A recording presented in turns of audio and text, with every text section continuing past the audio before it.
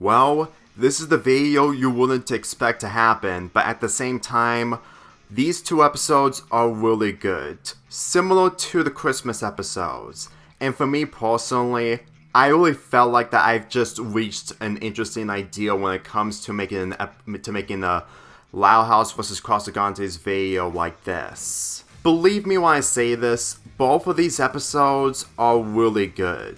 And while I do not enjoy songs when it comes to cartoons, I keep getting the impression that when it comes to music and songs, these two episodes knew how to handle them correctly. Granted, I can understand that there were other episodes that I've talked about that handle songs the same way as these two episodes did, but since that these two episodes are double length, you can really tell that there was so much care put into these two episodes. In really loud music, Luna is trying to make a song because she's participating in America's Next Hitmaker, and after getting some inspiration from her family when it comes to bubblegum pop music, she manages to make a song all about bubblegum pop music. But then this leads to the antagonists of the episode, Michelle and Doug, and they're just basically Hollywood executives, regardless if it's songs, movies, or anything, because to be perfectly honest, the fact that they just made Luna into a glamified parody of Ariana Grande goes to show that this just isn't right for Luna, to the point that we reached to one of the best songs of the entire show, but we're gonna get to that much later. In Operation Popstar, there are two plots.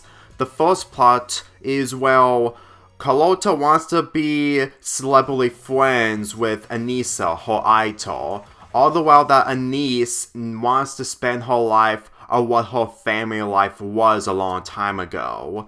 And when it comes to the B plot, Ronnie Ann and Sid, after retrieving Carlota's makeup box that she left after leaving the hotel, encounters Yukon, who is the leader of 12 is Midnight, and this leads to them going through the air vent, landing on top of him, which results to Yukon seeing a cardboard cutout of himself.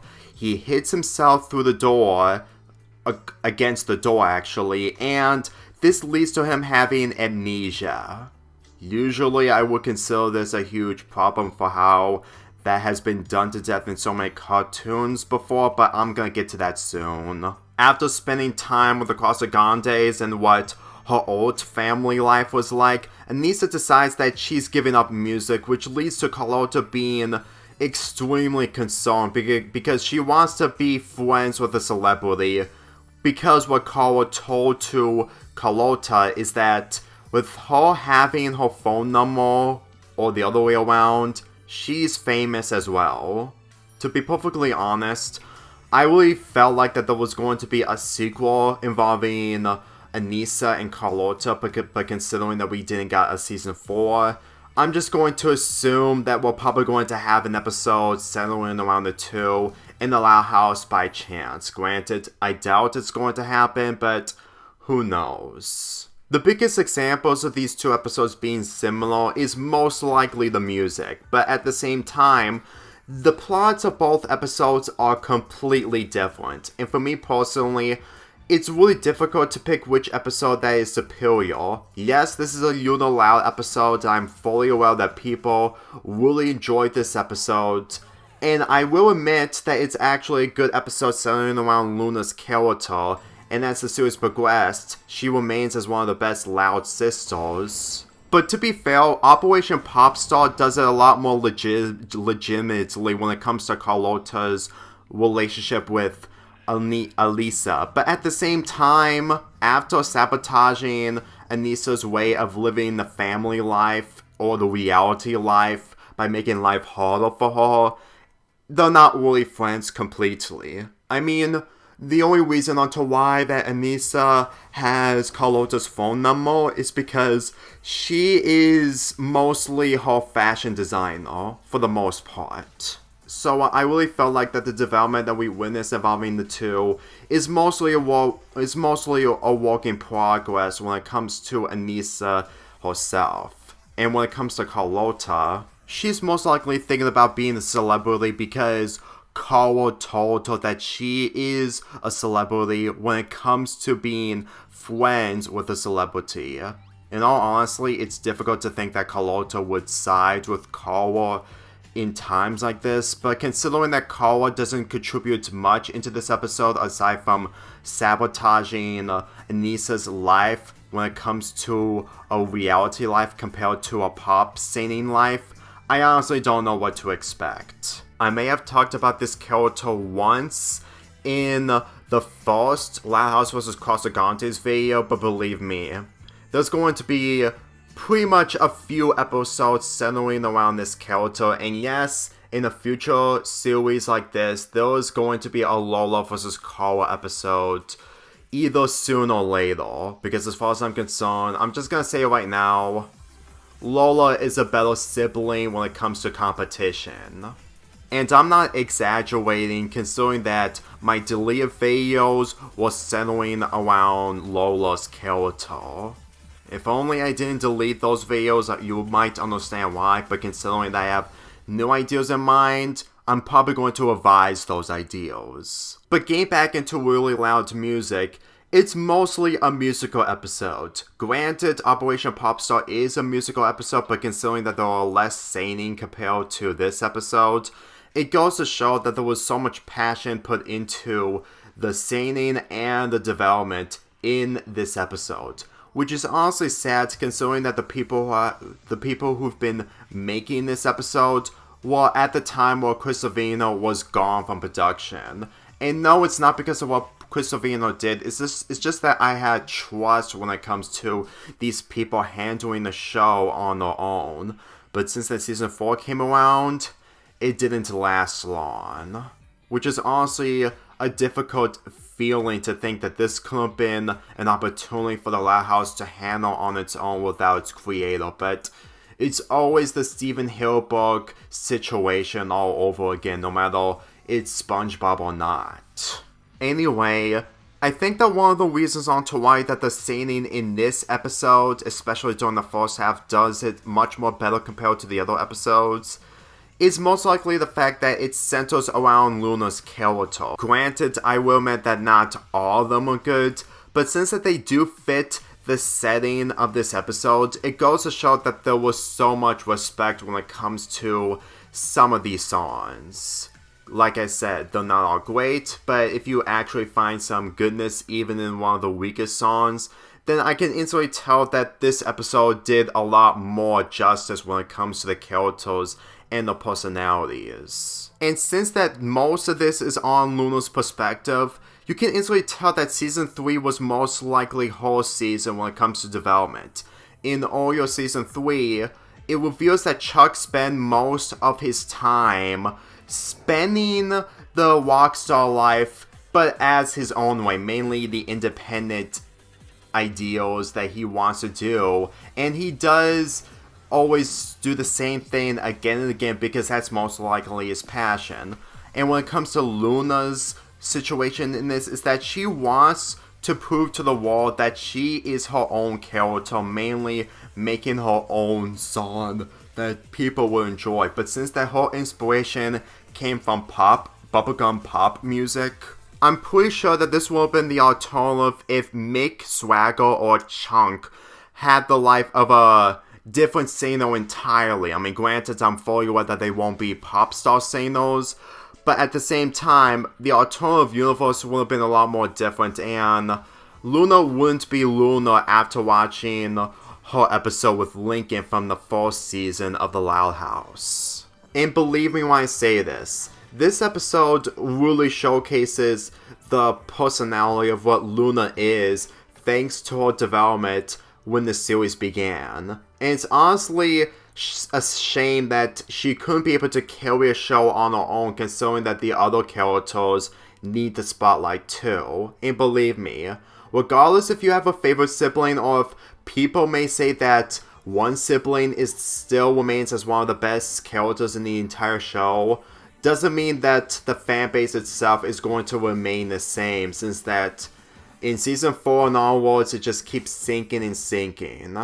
which is honestly a shame whenever you look at the results of the negative aspects of the episodes. When it comes to Operation Popstar, it just goes to show that Luna had dodged a bullet, but at the same time, she isn't like Anissa, and the fact that Anissa isn't like Mick Swagger, regardless if they're both celebrities.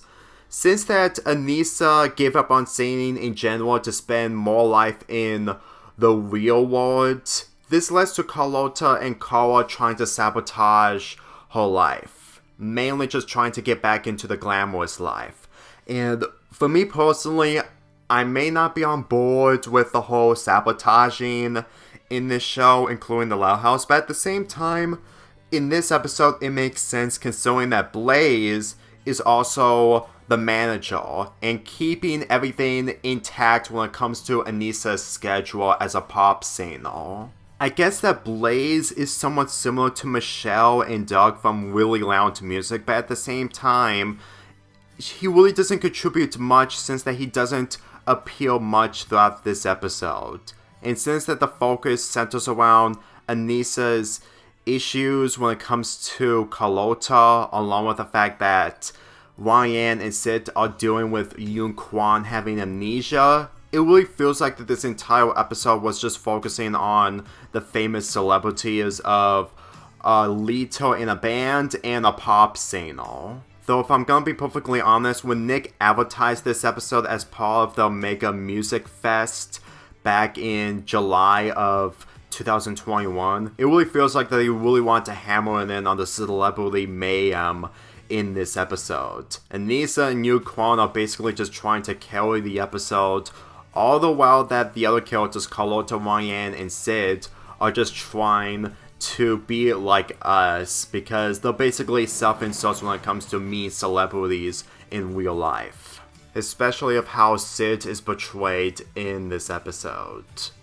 If there isn't enough proof that Sid is so obsessed with Yoon Kwon, here's your evidence. You know, if you also want more proof onto why that the sexual references are still in the show even after Savino left, then this is also an example that Sid is still pretty much the definitive fangirl of desperately wanting to marry Yoon Kwon, similar to the Loud Sisters wanting to marry Hugh from the first season.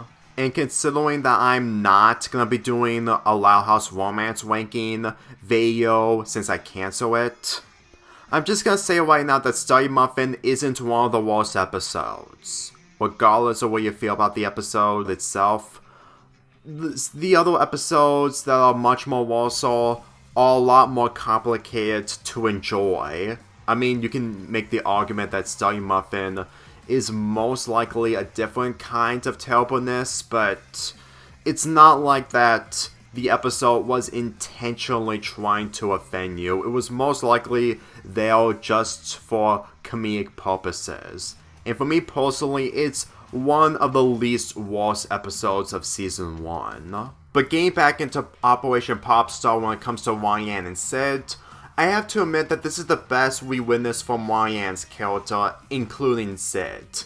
And considering that whole motivation is to meet 12 is Midnight along with Yoon Kwon really goes to show that she is a completely different character than she was from the Loud House, mainly from the earlier seasons. And to be perfectly real, as much as I did not like how she was portrayed in some episodes, this episode does a good job onto showcasing her development. And it's the fact that she's dealing with a celebrity that has amnesia. Now look, I know that the whole character having amnesia thing has been done to death, but to be perfectly real with you, considering that we're witnessing a celebrity having amnesia, I can guarantee you that there probably isn't another episode or any other show for that matter that has this formula. I mean, granted, if you did see this formula when it comes to a celebrity having amnesia, I can guarantee you that you probably won't be able to enjoy this episode.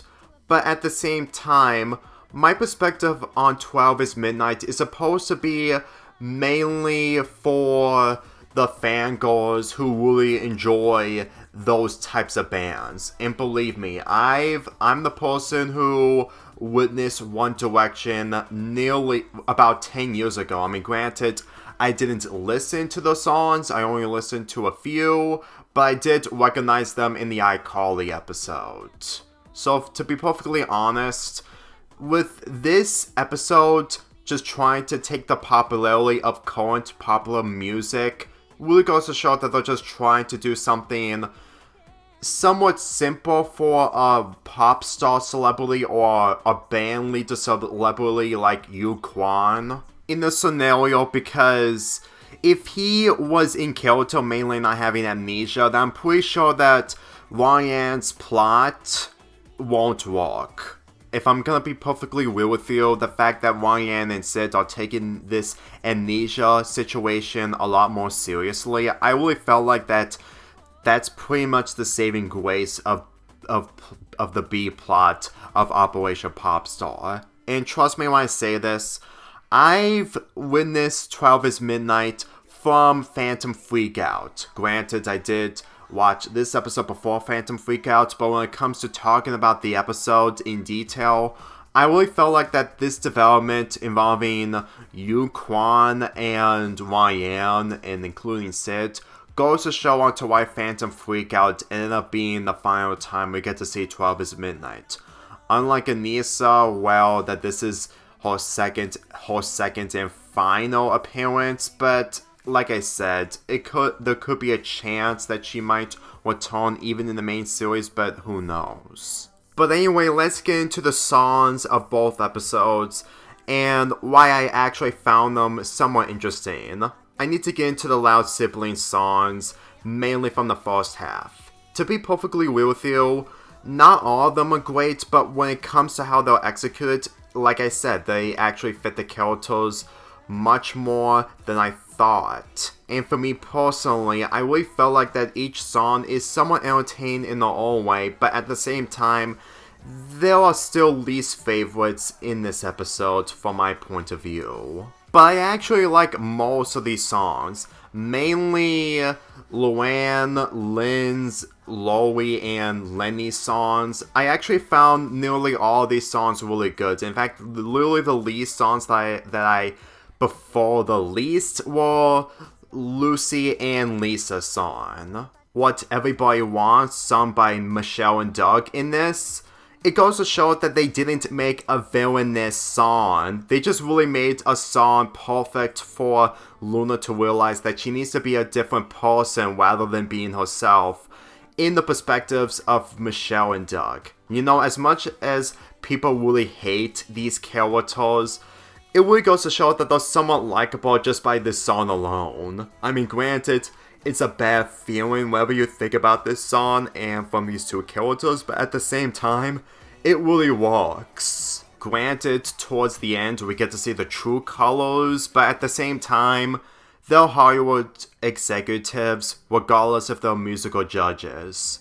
No matter how you see it, this is just basically what Hollywood executives are like when it comes to a fictional sense. And when I say that, I'm not referring to Hollywood in the real world, because let's be real, if we did had an episode centering around the real world of modern Hollywood, then it would be a lot more complicated to write, even if it's worth a shot. What Have I Done has to be the best song throughout the entire episode when it comes to the plot. Granted, the next song may be superior to this, but considering that it's mostly a song that Luna wrote by herself for her own vision, it really goes to show that this song alone just showcases the point of view of Luna of what she is doing with. Like, if this wasn't a song, then I don't even know what the scene would be like.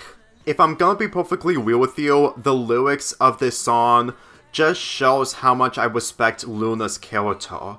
Granted, I would have made the character development involving Luna and the fact that I would say walk-in development for a pun totally intended, but this episode just pretty much showcases Luna's character completely. Believe me when I say this. The fact that this song is a really good song and it's actually giving Luna development just gave me the impression that if I did make that video, I would probably go on and on how I praise Luna on being the better Loud in this show. Granted, you can make the argument that you will probably see a different perspective from someone else who actually liked this character, but at the same time, after watching this episode, it just goes to show that Luna is just the same character as she was since the series began. And if it wasn't enough, Play It Loud, especially being played to the beginning and end of the episode, is basically the definitive reason onto why we love Luna Loud. I don't think that there is another Luna Loud song that tops this song, or even the last song that I discussed, because it just shows that there was so much admiration when it comes to Luna, especially during the Play It Loud sequence. I really found this song pretty much the reason onto why that Luna Loud is still remain as one of the best Louds in the entire show. And while it doesn't change the fact that the show itself went to a downward spiral, at least that Luna remained as one of the best characters, even if some of the bad moments were here and there. But to be real with you, Luna's always in this handicap position against one brother, but less said the better. Regardless of the quantity of songs in this episode, I still felt like that they still do a good job on continuing the story, especially of how it plays with the characters' personalities. Now in Operation Popstar, there were only 2 songs.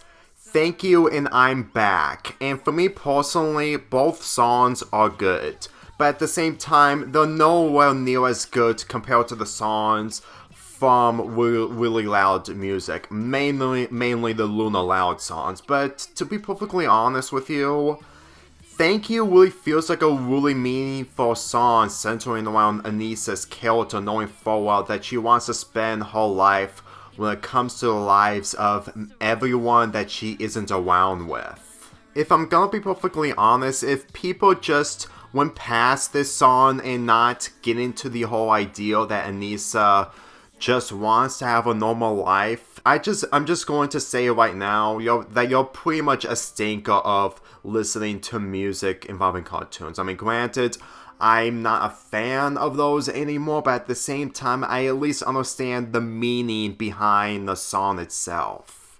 If I'm gonna be perfectly honest, the second half, centering around Anissa and Carlotta, goes to show that you can understand both sides of situations. Mainly Anissa just trying to enjoy the life of lives, while Carlotta just wants her to be back into singing again. And to be perfectly honest, you can't really go against Carlotta completely regardless if the sabotaging comes into play, because even if she was being selfish, or not being a friend towards Anissa, it doesn't change the fact that she would still be into deep trouble if she didn't do anything of the sabotaging. Regardless if Blaze is just using Anissa for marketing tours, it wouldn't change the fact that she would have put Carlotta into a state that Luna would have been if she kept the Lulu Pusuna in front of the crowd in the alternative universe. But considering that Carlotta made a stand for herself, it just goes to show that she would rather have a life of her own rather than being a celebrity with Anissa. Granted, if we did have a follow-up towards this episode, we would have seen that happening, but at the same time, I'm going to assume that Carlotta needs to understand that she wants to do something in order to make Anissa happy, because she hasn't been doing that ever since she began with the sabotaging. I'm going to assume of what Carla said to her was mostly her not having second thoughts, but at the same time, she's also a vlogger. Like, compared to Lenny, who is also into fashion, she isn't a vlogger herself. Carlotta is, and that's pretty much the difference that Carlotta has compared to Lenny, regardless if they're both fashion designers. The second song of this episode, I'm Back, performed by 12 is Midnight and Anissa, is obviously a way for 12 is Midnight to give Yoon Kwan the mojo of his memory. If I'm gonna be perfectly honest, when I heard this song, I would say that this is the second best when it comes to the two songs of this, but at the same time, it's actually really entertaining, especially since that this mega music fest that Nick has been advertising, they were really just advertising the heck out of this episode. And the fact that this was coming from the Casagrandes and not from the Loud House is really showing that there was passion involving the Casagrandes. When it comes to my opinion on 12 is Midnight, especially on Yoon Kwan, I may have used him, including Anissa, in my Christmas fanfic involving the Loud House, Mistletoe Kiss from Aloud, but if I'm gonna be perfectly honest with you, just seeing these two, mainly Yoon Kwan and Anissa, sing together, I'm pretty sure that this is basically the Casagrandes' day when it comes to music celebrities. And regardless if we never saw the music festival, I honestly felt like that it wasn't really that important. If anything, I think that the major focus throughout this entire episode is just hanging out with your celebrities, one who wants to experience life, while the other has amnesia. And for me personally, after witnessing this song, I can guarantee you that the whole Yoon Kwan amnesia thing just isn't really that big of a deal anymore. Even if we're never going to see these characters anytime soon since the spin-off came to an end, there might be a chance that we might see them again. Granted, Phantom Freakout somewhat makes it up when it comes to these characters' final appearances, but for me personally, knowing full well that Anissa might be in a position that we're not going to be seeing her again, we're just gonna have to find out what the Loud House can do when it comes to the Casagrandes characters. Anyway, those are basically the two episodes, Really Loud Music and Operation Popstar. And when it comes to the quality of both episodes, they're completely different, knowing full well that the positives of really Loud Music somewhat overweigh the positives of Operation Popstar, but I honestly felt like that the originality done in Operation Popstar should give it more credit, knowing full well that there was much care into the characters than I thought. But no matter what, Really Loud Music is the better episode over Operation Popstar, regardless if there's only one 22-minute episode of the Casagrandes being superior over the Loud House. Yes, it may be disappointing yet again, but I'm pretty sure that there's another 22-minute episode from the Casagrandes that may be better than the Loud House episode. I'm just gonna have to keep searching if I'm able to find the perfect one, since that there are still a few more 22-minute episodes from this show. But similar to the Christmas episode, you shouldn't skip out on this episode. It's a really good episode. Probably one of the best episodes from Season 2, in fact. But at the end of the day, Really Loud Music is one of the best episodes from the Loud House, not just in Season 3, but the entire series. And for me personally, the good episodes of the Casagrandes are mostly mixed, especially when it comes to 3 seasons. Although if I want to do a crossover between the Loud House and Casagrandes when it comes to music, I would probably see Luna having a team up with Elisa and 12 is Midnight, all the while the Mick Swagger is in the mix to make it somewhat of a phenomenal musical episode in order to have pretty much 3 different genres of musics together. But to be honest, it's way too difficult, and I honestly think that doing 2 genres at a time will probably work out. And at the same time, I'm pretty sure that Michelle and Doug will probably think otherwise, knowing that ideal will probably be ludicrous. But what do I know? There's always a possibility if that ever happens, even if it may be difficult to believe. I'm giving Really Loud Music a 9 out of 10, while Operation Popstar gets an 8 out of 10.